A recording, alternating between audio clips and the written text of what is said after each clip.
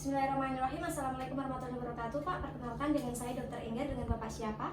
Baik, dengan Bapak Ali. Di sini saya akan melakukan pemeriksaan ya Pak ya. Yaitu yang pertama, di sini saya akan melakukan pemeriksaan telinga bagian luar dan otoskopi, lalu pemeriksaan hidung bagian dalam dan hidung bagian luar, lalu pemeriksaan mulut dan orofaring, lalu pemeriksaan kelenjar limfa pada leher. Sebelumnya saya akan cuci tangan terlebih dahulu memakai handscoon dan mempersiapkan alat ya Pak ya. Baik, di sini saya akan melakukan pemeriksaan telinga bagian luar dan otoskopi, yaitu pemeriksa duduk bersinggungan dengan paha kiri pasien. Setelah itu saya memakai lampu kepala, lalu setelah itu saya akan melakukan inspeksi dan palpasi pada telinga bagian luar Bapak. Yang pertama, kita lihat apakah ada kelainan kongenital, yaitu misalnya fistel preauricula, mikrotia, hemangioma, lalu apakah terdapat tanda peradangan atau sikatrik bekas operasi, lalu kita lihat apakah ada tanda radang, fistel atau abses retroauricula. Setelah itu kita lakukan nyeri tekan pada trakus dan nyeri tarik pada aurikulanya. Kalau saya tekan seperti ini, nyeri atau tidak Pak? Tidak. Lalu kita lakukan nyeri ketok atau nyeri tekan pada daerah mastoidnya. Kita lihat apakah ada sekret yang keluar dari lubang telinga pasien atau tidak. Setelah itu kita akan lakukan pemeriksaan otoskopi. Kita matikan lampunya. Setelah itu untuk pemeriksaan otoskopi dengan menarik daun telinga dari atas dan ke belakang superior yang telinga ini menjadi lurus dan akan berpermudah untuk melihat keadaan yang telinganya. Otoskop dipegang dengan tangan kanan untuk memeriksa telinga kanan pasien dan tangan kiri untuk memegang daun telinganya. Setelah itu kita lihat, kita nilai apakah ada tanda radang, lalu terdapat tanda radang pada liang telinga. Bila ada, kita lihat apakah dia itu furunkel, granulasi, radang difus, ataupun jamur. Lalu setelahnya kita lihat apakah ada korpus ilenium atau serangga atau tidak, apakah ada cairan atau discharge pada liang telinga. Bila ada, itu sifatnya seperti sirus, mukus, purulen, atau sanguinus atau tidak. Setelah itu, apakah ada serumen? Bila ada, konsistensinya kita sebutkan cair, lunak, padat, ataupun keras. Lalu bila CAE-nya bersih, kita menilai kondisi membran timpaninya. Yang dinilai itu adalah apakah utuh atau intek atau ada perforasi. Lalu bila utuh, kita lihat ada tanda radang, hiperemis atau tidak, refleks cahaya atau tidak, bulging, dan retraksinya. Setelah itu bila ada perforasi, kita sebutkan lokasinya, sentral atau marginal atau perifer. Setelah itu luasnya, subtotal atau total. Lalu kita sebut jumlahnya berapa, lalu sifat tepi pada perforasinya hiperemis atau menebal. Baik, saya lanjutkan untuk pemeriksaan hidung bagian luar dan hidung bagian dalam ya Pak ya. Sama untuk letaknya, yaitu kaki bersinggungan pada kaki kiri pasien. Setelah itu kita memakai lampu kepala dengan benar di sabuknya di bagian bawah. Setelah itu kita lakukan inspeksi, bisa minta dia ruang Pak. Kita lakukan inspeksi, yaitu kita lihat untuk bentuk hidungnya seperti apa, warna kulitnya seperti apa, lalu massa pada hidung luar ini terdapat massa atau tidak. Lalu setelah itu kita lakukan perkusi dan palpasi. Kalau saya nyeri ketok seperti ini, saya tekan-tekan seperti ini, nyeri tidak Pak? Tidak ada. Pada 3 sinus paranasal, lalu nyeri ketok, tidak nyeri ya Pak ya. Kita lakukan selanjutnya pemeriksaan hidung bagian dalam, yaitu rhinoskopi anterior menggunakan lampu kepala dan memegang spekulum dengan cara seperti ini. Dengan jari tangan kiri untuk memegang lubang hidung kanan, lalu ujung jari telunjuk pada ujung spekulum seperti ini. Tangan kanan untuk memfiksasi, lalu kita masukkan spekulum secara pelan-pelan, jangan dibuka terlebih dahulu. Lalu kita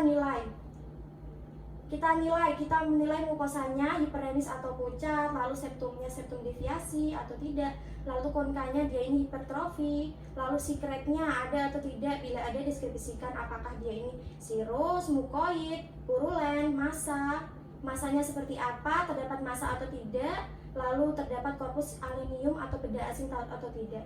Untuk cara membukanya atau menariknya, kita lakukan jangan menutup terlebih dahulu, lalu ditarik, lalu baru ditutup agar tidak mencabut rambut hidung pasien. Lalu setelah itu kita lakukan pemeriksaan rongga mulut dan orofaringnya.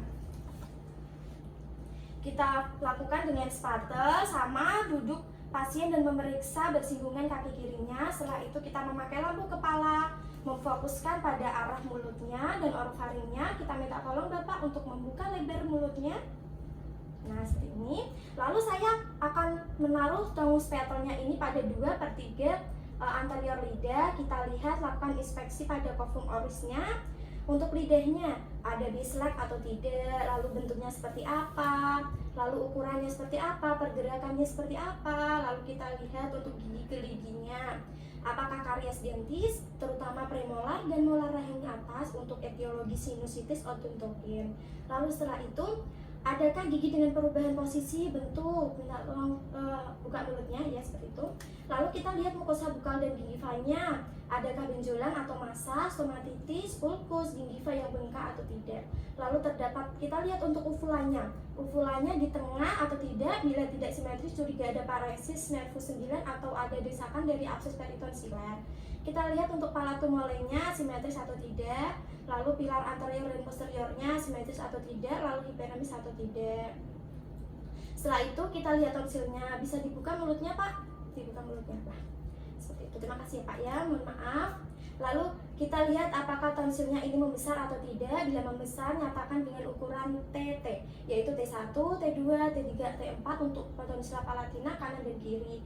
Kita lihat untuk warnanya hiperemis atau tidak. Lalu kriptonnya kita lihat melebar atau tidak. Lalu detritusnya ada atau tidak. Lalu peritonsiler edema atau tidak. Lalu permukaan tonsilnya dia ini membran atau tidak. Lalu kita lakukan inspeksi pada dinding posterior orofaringnya. Kita lihat mukosanya warnanya hiperemis, granulasi, atrofi mukosanya juga bagaimana kita lihat. Lalu postnasal gripnya seperti apa. Baik, sudah Pak, bisa ditutup mulutnya. Setelah itu kita lakukan pemeriksaan kelenjar limfa pada leher ya Pak ya. Sebelumnya kita lihat terlebih dahulu, kita duduk dengan bersinggungan seperti tadi duduknya, yaitu bersinggungan dengan kaki kiri pasien. Kita lakukan inspeksi pada leher pasien. Hal-hal yang harus dinilai yaitu tidak perlu memakai lampu kepala. Kita inspeksi untuk bagian leher pasien, kita nilai ini bisa minta mengadah. Kita nilai simetris atau tidak, lalu adakah benjolan atau massa atau tidak, lalu adakah pembesaran tiroid atau tidak. Lalu saya akan melakukan palmasi pada kelenjar limfa leher. Kelenjar limfa leher ini baru teraba bila membesar lebih dari 1 cm.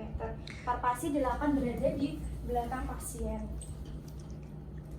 Secara simetris dan beruntunan mulai dari submental, lalu angulus mandibula, lalu preauricula, postauricula, lalu sepanjang musculus sternocleidomastoideus, lalu supraclavicular, lalu setelah itu ke bawah infraclavicular. Lalu bandingkan kanan dan kirinya. Bila ada pembesaran kelenjar, deskripsikan menurut deskripsi tumor biasanya. Kita lihat untuk letaknya unilateral atau bilateral, lalu warnanya terdapat benjolan sama dengan di sekitar atau tidak, lalu terdapat adanya fluktuasi atau tidak, lalu adakah nyeri tekan atau tidak, mobil atau terfiksir atau tidak, berapa ukurannya, 3 dimensi, panjang kali lebar kali tingginya kita sebutkan, lalu bagaimana permukaannya, rata atau berbenjol-benjol atau tidak. Sudah ya Pak ya, terima kasih Bapak, pemeriksaan telah selesai. Tadi hasilnya kita sudah dapatkan. Terima kasih atas waktu dan partisipasinya. Mohon maaf apabila pemeriksaan tidak mengenakan kepada Bapak. Terima kasih. Assalamualaikum warahmatullahi wabarakatuh. Cuci tangan.